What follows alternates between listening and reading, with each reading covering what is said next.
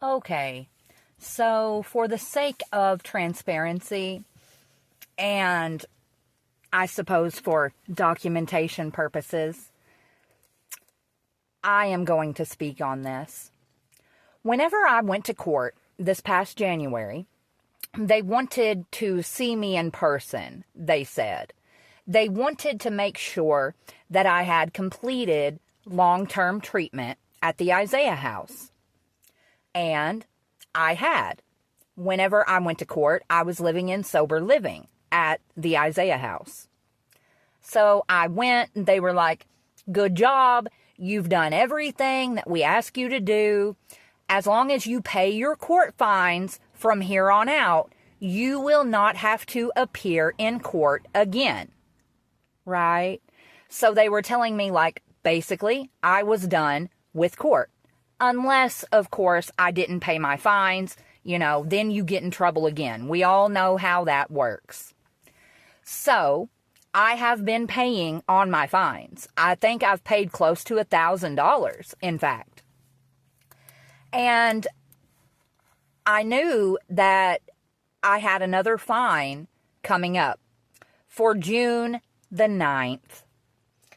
And so I logged on to Kentucky Court Gov, whatever, the other day to attempt to pay this fine.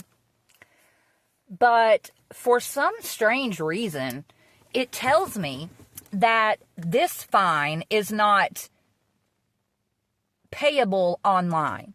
And it gives a few different reasons why I can't pay it online. One of the reasons is that there could be an open warrant. And the other reason is because it could be an open and pending case. Do what? Neither one of those explanations make any sense. So I think someone has been lying somewhere down the line to me, right? How can I have any open cases whenever they tell me that I'm done with court? That doesn't make a lot of sense, does it? And of course, it did say if I thought that there was a problem with this, that I could contact the county clerk's office. So I called all day today. No one would ever answer the phone. Funny how that works, right? So yeah, that's where I am with that. And, I'm really not worried because I have paid everything that I am supposed to pay, and I've paid it early, in fact. That's one. Number two, I've done every single thing that they have asked of me and more. Really, and more. I finished long-term treatment. I finished outpatient treatment in a sober living. I've received 2 certificates for that completion. And now I'm living in another sober living. Still yet. Clean as a whistle. I will provide them with a urine, blood, hair test. I don't even care. In fact, I hope they ask me for it if I have to go to court.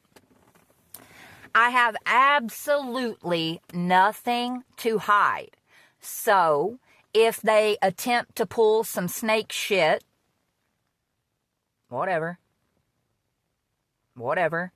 I mean, let's be quite frank. I fully expect it from this town that I'm from. I mean, hell, they've already hidden a court case from me. They illegally evicted me from my home. They have arrested me twice whenever they had no business arresting me. I already have your number. Right? I know what you all are all about. I know how you behave. But what I also know now is that I have a following on social media of almost 30,000 people. You're not going to get away with locking me up somewhere and throwing away the key, which is what you hoped would happen. I know. Trust me, I know. You know, the day whenever I left jail and went straight to the Isaiah house, the jailer looked at me dead in the eyes, all weird like, and was like, "Now, Rusty, whatever you do, don't run. Do not run away from the rehab." And I was like, yeah, I won't be doing that. Because again, you see, I really think that's what they thought that I was going to do.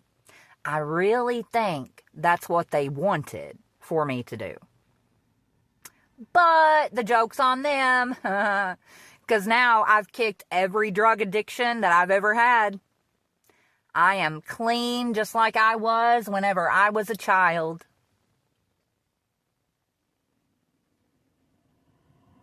So, I'm going to keep calling the clerk's office until I can figure out exactly what's going on. And I'll keep you posted if anyone cares. Much love.